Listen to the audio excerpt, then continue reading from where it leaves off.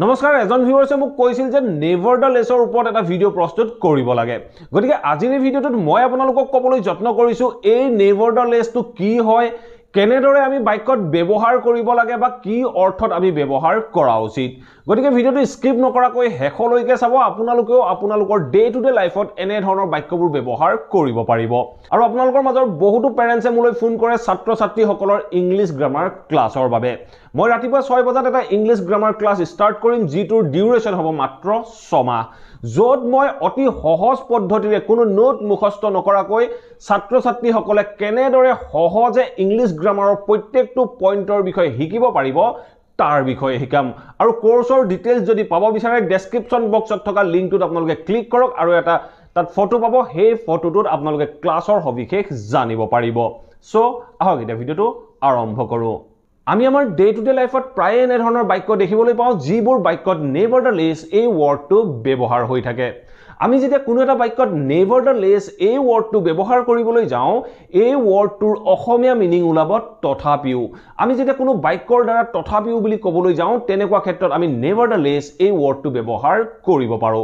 এই নেভাৰডলেছটো এটা কনজাংকচন হয় ই দুটা অপোজিট ষ্টেটমেন্টৰ মাজত সংযোগ ঘটাব আমি কেনেদৰে বাক্যত ব্যৱহাৰ কৰিব পাৰোঁ দুই চাৰিটা এক্সাম্পলৰ মাধ্যমেৰে ইয়াক বুজিবলৈ যত্ন কৰো আহক মই যদি এটা বাক্য কওঁ যে he wasn't invited nevertheless he went to join the party এই বাক্যটো কি ক'লে he wasn't invited মানে তাক নিমন্ত্ৰণ দিয়া নাছিল nevertheless he went to join the party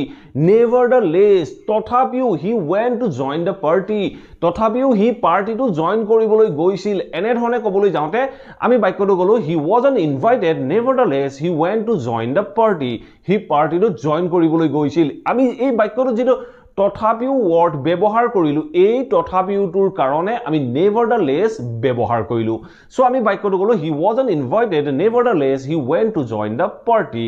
ঠিক আছে এতিয়া আমি নেক্সট সেন্টেন্স কি কৈছে he doesn't like her nevertheless he talks to her daily এই বাক্যটো কি কৈছে he doesn't like her nevertheless he talks to her daily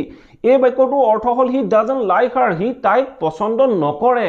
nevertheless he talks to her daily তথাপিও বুলি কওঁতে আমি nevertheless ব্যৱহাৰ কৰিলো তথাপিও he তাইৰ লগত সদায় কথা পাতে বুলি কওঁতে আমি বাক্যটো গলো nevertheless he talks to her daily so আমাৰ কমপ্লিট সেন্টেন্সটো হল he doesn't like her nevertheless he talks to her daily he তাইক পছন্দ নকৰে তথাপিও he তাইৰ লগত সদায় কথা পাতে এনে ধৰণে আমি নেভাৰডলেছ বাক্যত ব্যৱহাৰ কৰিব লাগে আৰু দুই তিনটা এক্সাম্পল আছে এইকেইটা এক্সাম্পল চাওক আপোনালোকৰ বাবে কনসেপ্টটো একেবাৰে সহজ হৈ পৰিব সো এতিয়া চাও আমি নেক্সট সেন্টেন্স চাওক কি কৈছে she worked very hard nevertheless she couldn't earn money এই বাক্যটো চাওক কি কৈছে she worked very hard তাই খুব কষ্ট কৰিছিল she worked very hard মানে হল তাই খুব কষ্ট কৰিছিল nevertheless তথাপিও she couldn't earn money তথাপিও তাই টকা ঘটিব পৰা নাছিল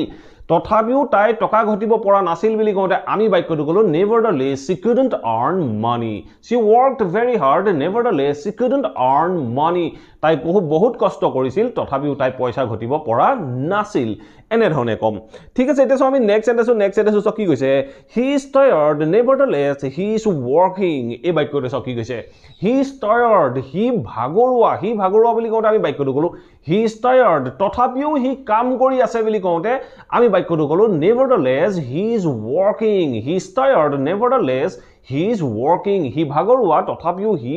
কাম কৰি আছে ঠিক আছে এতিয়া চাও আমি লাষ্ট এক্সাম্পলটো চাও কি কৈছে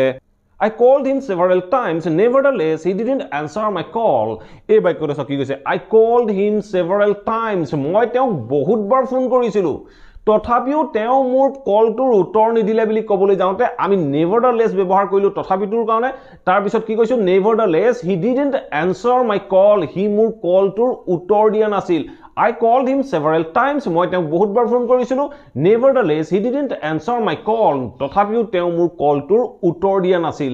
এনে ধৰণে যেতিয়া আমি তথাপিও বুলি ক'বলৈ যাওঁ তেনেকুৱা ক্ষেত্ৰত আমি nevertheless এই কনজাংকচনটো ব্যৱহাৰ কৰিব পাৰো যেতিয়া আমি দুটা বাক্যৰ মাজত তথাপিও এই শব্দটোৰ দ্বাৰা সংযোগ ঘটাব যাওঁ আশা কৰো এই ভিডিওটোৰ পৰা আপোনালোকে নিশ্চয় বুজিব পাৰিলে nevertheless আমি কেনেদৰে বাক্যত ব্যৱহাৰ কৰিব পাৰো বা কেনেদৰে কৰা উচিত যদি ভিডিওটো ভাল পালে প্লিজ ভিডিওটো লাইক কৰক আৰু সকলোৰে মাজত শেয়াৰ কৰি যাবলৈ সমলি নাপাহৰিব